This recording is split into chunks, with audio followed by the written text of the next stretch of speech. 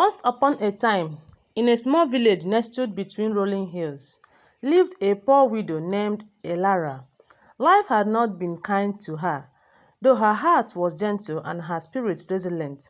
Elara had once lived happily with her husband, Allen, a humble carpenter. Together, they had built a modest life and a small home. They did not have much, but what they had was filled with love. Allen was known for his kind, skilled crafting tables, chairs and chests for the village folk. Elara in turn helped with the finishing touches, sanding the wood and varnishing the final pieces. They worked side by side, laughing and singing as they toiled. But their joy was cut short when a cruel winter storm swept through the village, leaving Allen gravely ill. Despite Elara's care and the village healer's best efforts, Allen passed away, leaving Elara with nothing but memories and broken heart. In the years that followed, the house, which had once echoed with laughter, now stood silent. Elara, no longer able to maintain her husband's workshop, sold what little remained of his tools just to survive. The villagers helped when they could, offering bread or vegetables from their gardens. But as time passed, Elara found herself forgotten, as though she were but a shadow of the life she once had. The years were hard on her. Her hands, once soft and capable, were worn and neared from doing odd jobs around the village to keep herself fed. She would mend clothes, patch roofs, and tend to gardens for the village folk, but the work was sporadic and the pay was meager. Each winter seemed to bite harder. Each summer felt longer and more merciless. Yet, despite the hardship, Elara remained kind. She shared what little she had with stray animals, the hungry birds, and even a wandering child who had lost their way. One autumn, after a particularly harsh summer had left the land dry and barren, the village was hit by a devastating drought. Crops failed, the wells began to run dry, and famine loomed on the horizon. With no family to turn to and the village resources stretched thin, Elara's situation grew even more desperate.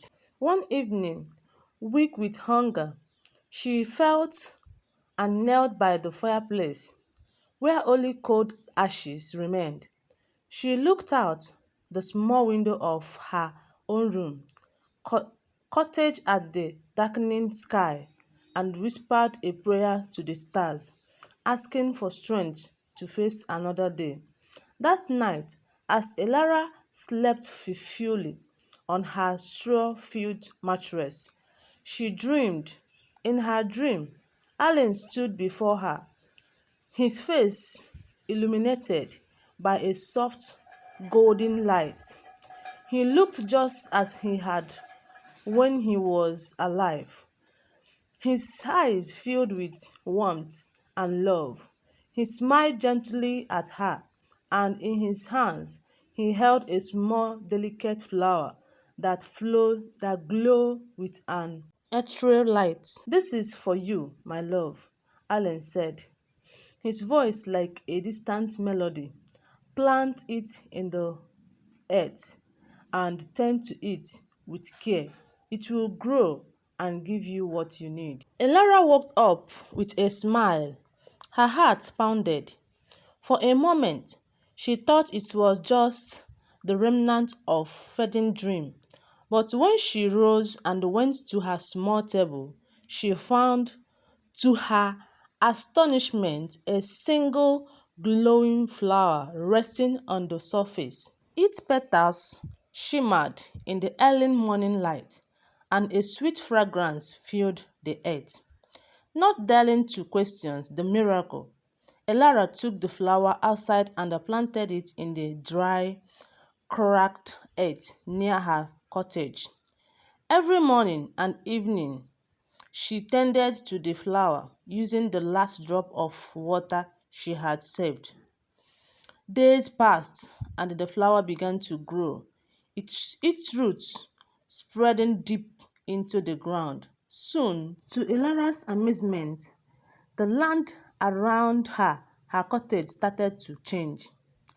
Green shoots began to sprout, and within weeks, the once barren earth was covered with vibrant grass and the colorful wildflowers.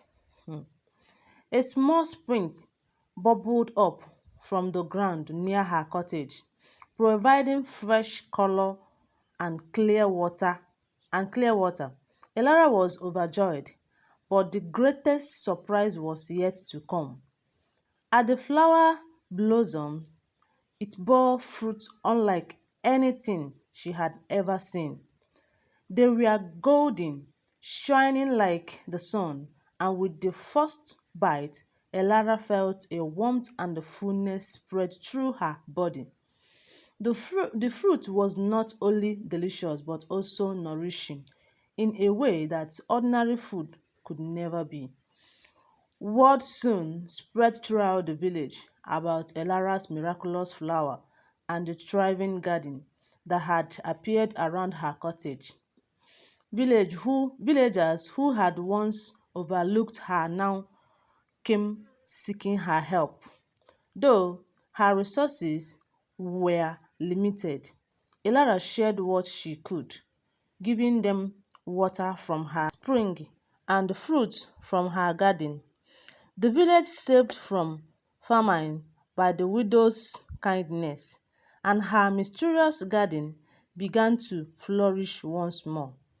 As time passed, Elara's small garden continued to grow, and she became known not just for her generosity but for the quiet wisdom she had gained through years of hardship.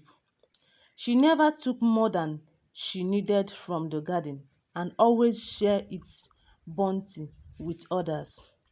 The villagers, in turn, began to help her in ways they never had before. They repaired her cottage, brought her gifts, and most importantly, treated her with the respect she had long deserved.